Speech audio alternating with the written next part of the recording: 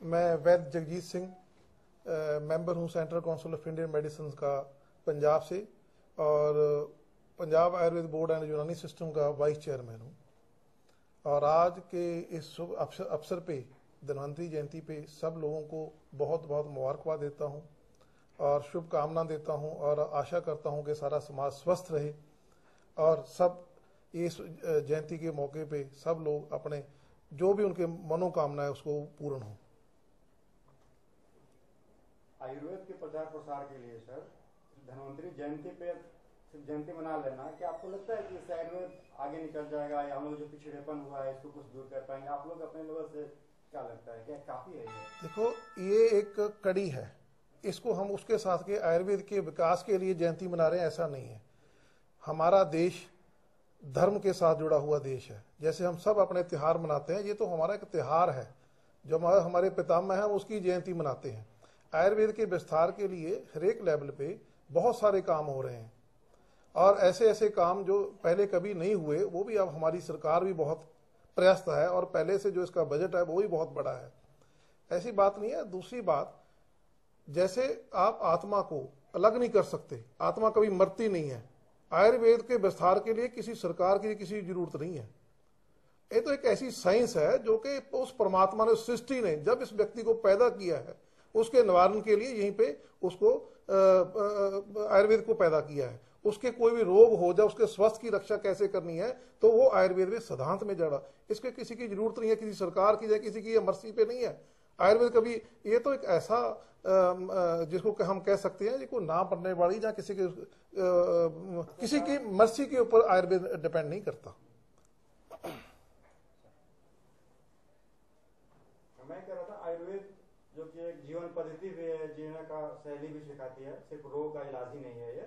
तो आजकल के टाइम में जो कि काफी कुछ चेंज हो चुका है, लाइफ स्टाइल भी जो पहले का था वो काफी, जैसे कॉल सेंटर में काम करना और रात में काम करने को वो लोग मजबूर हैं वो लोग, बट आयुर्वेद शायद अलाउ नहीं करते उन लोगों को। तो ये बदलते जीवन शैली में आयुर्वेद कितना प्रभावी हो सकता है उसके लिए? नहीं, ऐसी बात नहीं है, बल्कि जो बदलती जीवन शैली है इसमें तो आयुर्वेद के और भी महत्व बढ़ जाता है।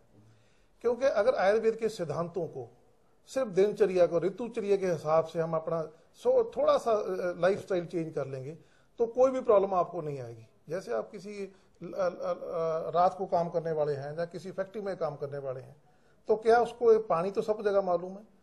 अगर मान लो कहीं पोल्यूशन है वहां पे आयुर्वेद कहता है कि थोड़ा गर्म पानी पी लो, वो पोल्यूशन से। अगर मान लो थोड़ा शहद खा लो, जैसे अब ऋतु चेंज हो रही है, आजकल की ऋतु की मैं बात कर रहा हूँ, आयुर्वेद कहता है कि इसमें थोड़ा अपना जीवन शैली को ऐसे बना लो, जहाँ खान पीन ऐसा कर लो, जहाँ लंघन की जरूरत है वहां लंघन कर लो, जहाँ ज्यादा खाने की जरूरत है वहां ज्यादा खा लो, तो उससे ही आप अपनी इस काया को स्वस्थ रख सकते हैं।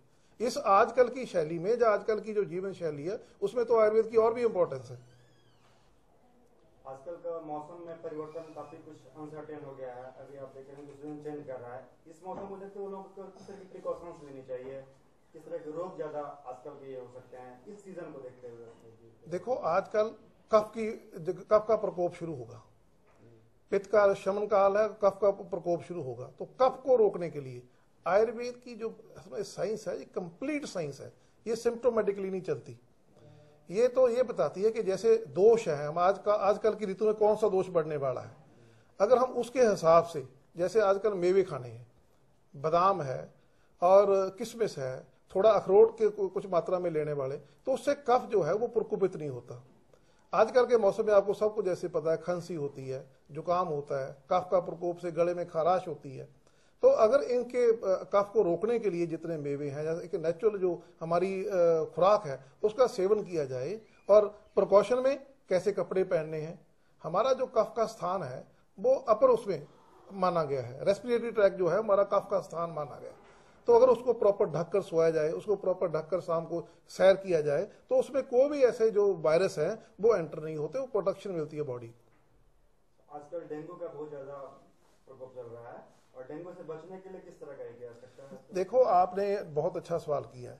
अब डेंगू के बारे में इतना ज्यादा आपके दिल्ली में भी सरे पूरे भारतवर्ष में इसके बारे में पूरा, आप जब भी कोई ऐसी आपदा आती है तब हमारे लोगों को आयुर्वेद की याद आती है।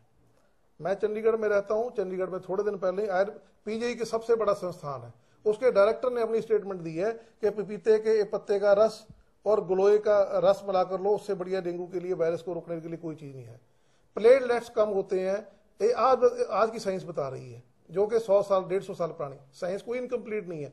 लेकिन आयुर्वेद में इसकी इंपॉर्टेंस बहुत ज्यादा है कि पपीता का रस, काली मिर्च का रस, तुलसी के पत्ते का रस, ये सब दैवीय औषधियां हैं आयुर्वेद की, जो सृष्टि के में ऐसी परमात्मा ने दी है। अगर इसके ठीक एक एक कण में, एक एक मिनरल्स, एक एक बूटी में औषधीय गुण हैं, सिर्फ उसको पहचानने की जरूरत है। जो वैद्य लोग, जो हमारे आजकल बहुत वैद्य लोग मेहनत करते हैं, हमारी ये संस्था ऐसे वैद्यों को आगे दीक्षा देती है, उनको सिर्फ पहचानने की जरूरत है। हर एक चीज में जो है औषधि गुण है। ऐसे डेंगू की आपने बात करी, गिलोय का रस और पपीते के पत्ते का रस एक दिन में प्लेटलेट्स को बढ़ाने शुरू कर देता है, और बहुत लोग उससे लाभ ले रहे हैं। आयुर्वेद के प्रसार के लिए अब जो आप लोग सोच रहे हैं उपाय करने के लिए, इससे ज्यादा और क्या बेटर उपाय हो सकता है? देखो, सबसे बड़ा रोग कहते बात करते हैं लोगों की बात, जैसे आप कह रहे हो ना, कोई जो अदर साइंसेस वाले इसकी क्रिटिसिज्म करते हैं, या क्या कुछ नहीं हो रहा, सब कुछ हो रहा है। आयुर्वेद को लो तो किसी की सहायता की जरूरत नहीं है, ये तो एक ऐसी परमात्मा ने दी हुई साइंस है जो कि अपने आप बढ़ रही है, अपने आप। इसको तो आप दबा सकते ही नहीं। जैसे बहुत सारे कंट्रीज ने हमारे भारत को दबाने की, छिपाने की, बर्बाद करने की बहुत कोशिश कर ली, लेकिन ये फिर भी फल फूल रहा है। ऐसी ये साइंस जो एक कुदरती साइंस है, जिसकी हमारी काया को जरूरत है। अरे पानी से लेकर, खाने से लेकर, हवा से लेकर, कैसे किस टाइम कैसे इनहेल करना चाहिए, ये सब आयुर्वेद के सिद्धांतों के अनुसार हम अगर लेंगे तो कोई काया को प्रॉब्लम नहीं होगी।